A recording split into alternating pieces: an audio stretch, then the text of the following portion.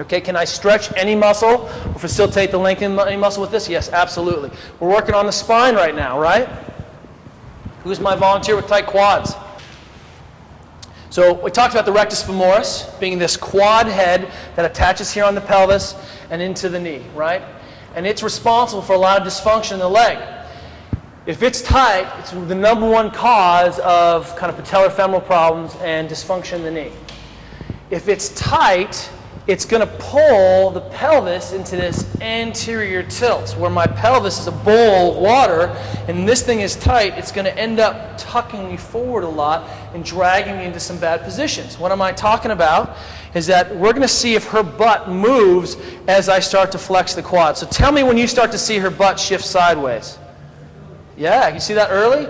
So what I'm feeling on the leg is actually early resistance. There's a little resistance down here. And what I'm feeling is that quad starting to wind up, wind up, wind up, wind up. That's the end range. How do we grade this? Heel to butt is A. One fist, B.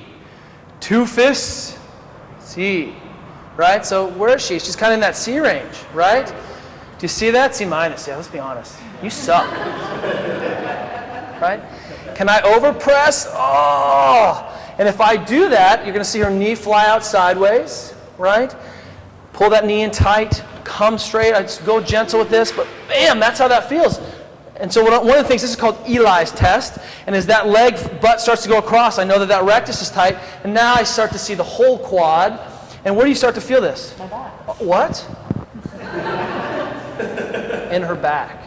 Why? Because this tight quad is dragging her into pelvis forward, anterior pelvic tilt, which does what? Puts her into extension.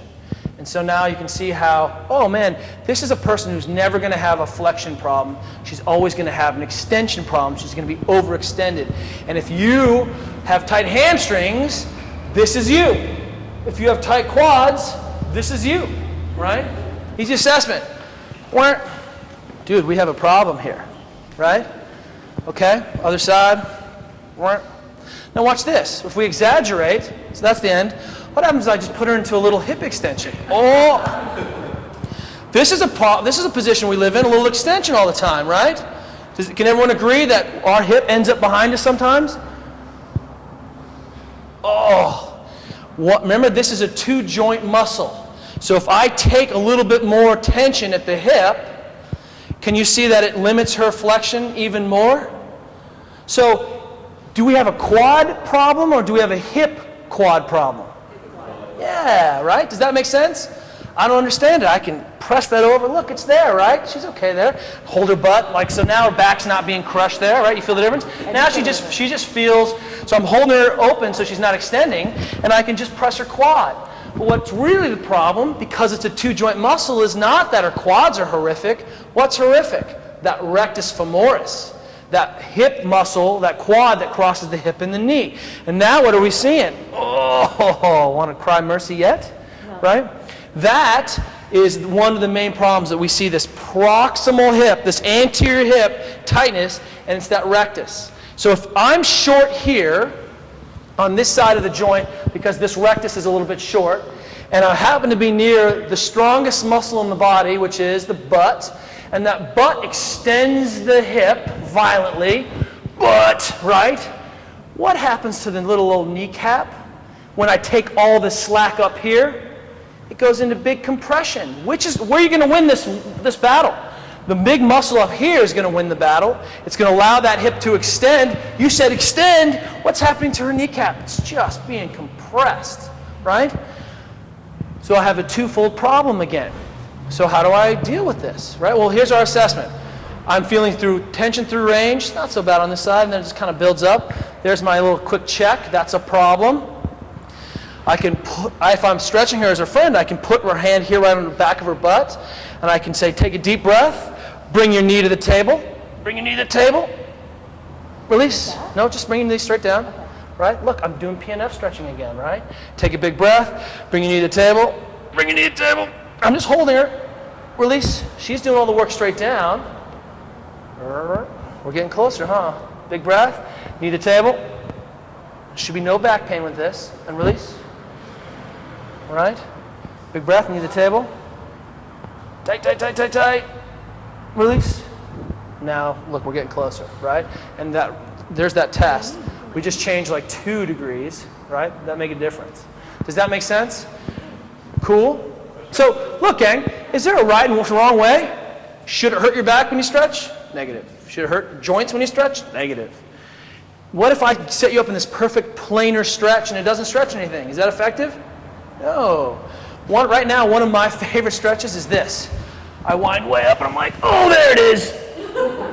Look, I had to get into some horrible position to have access to the part of my hip that gets tight, right? That's what I'm asking you to do, is to put your thinking cap on. Okay? That quad assessment is boom, right? It's a quick screen. You're just like, hey man, your quads are tight. I'm going to show you guys how to stretch them on your own in a second, but I want to show you a kitchen table stretch with your friends. Okay? So turn on your back. So what you do is you have your friends sit at the edge of the table. Okay, all the way to the edge. You're going to pull this knee to your chest. And I help her rock back, extend that leg out. Okay, and I'm going to pull her all the way to the edge again, right? This is why you lift heavy weights. Hey, are you feeling heavy? You're not that heavy. Anytime one of our athletes is like, I feel fat, I'm like, you're not that fat. Nobody else got that. I feel slow, you're not that slow. So her back is flat. What's going on with this leg? Right? Where should this leg be? 90, 90, 90 at least, right?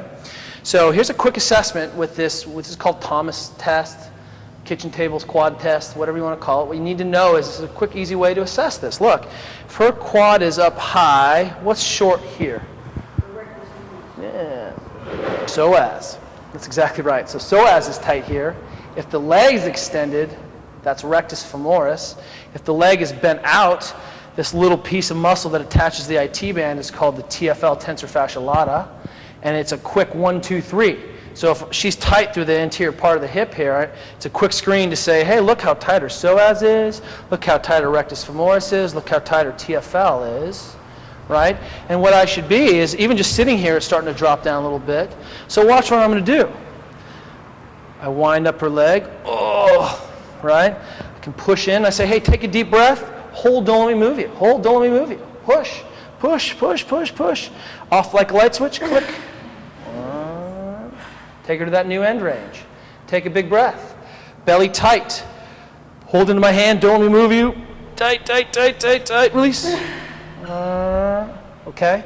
So she should be 90 degrees with the leg, 90 degrees with the hip easily. Take a big breath, push into my hand, push, push, push, push, push. Release. A little bit further. Okay? We test her. That's better, isn't it? Yeah, just quickly. So this is a kitchen table quad test that you can do. It's the equivalent of having someone stretch out your quads. Does that make sense?